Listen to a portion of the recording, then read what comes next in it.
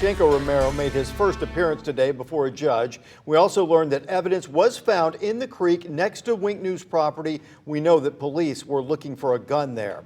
Wink Investigates has also uncovered some new details on the shooting suspect and another violent crime he may be connected to. Wink Investigates reporter Olivia Jean has more on what she uncovered.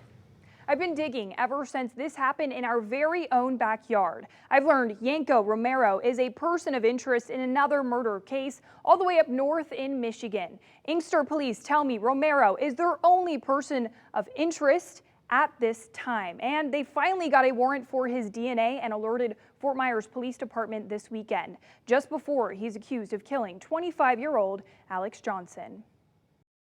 Yanko Romero now sits in the Lee County Jail charged with murder. Digging into his past, Wink Investigates uncovered he is listed as a person of interest in the death of a 34-year-old man in Michigan. What sort of pointed you to Romero? What it was is that our person of interest, Yanko Romero, lived here in the city of Inkster at a house with his roommate, which happens to be our victim. Medical examiner ruled that the manner of death was stab wounds. Inkster police tell me the victim was stabbed over 40 times, and investigators have been working the case. Romero has ties to Fort Myers, so they thought he could be in the area. Turns out they were right. I would have wished that we could have gotten the evidence a lot quicker, and went through this process a lot quicker. But, prosecutors now, they want everything laid out. And without his DNA, our hands were pretty much tied.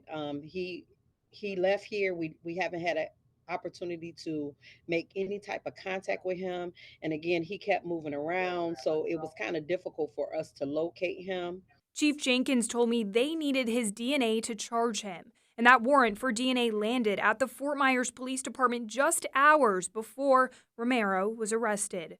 I'm very sorry that this happened and that we have another victim that could have possibly been prevented had we, had the resources and the things that we needed to get him here and get him charged if he's responsible for the crime that took place in Inkster. So our plan is to continue to work closely with Fort Myers to bring him to justice on both charges.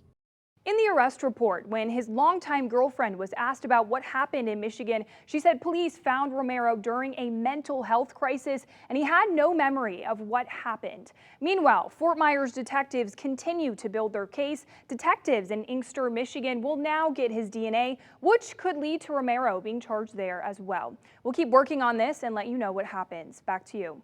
All right, Olivia, thanks. Romero will be back in court tomorrow morning. Wink News will bring you any new developments on air and online. You can also head to winknews.com to follow this story on our website. New video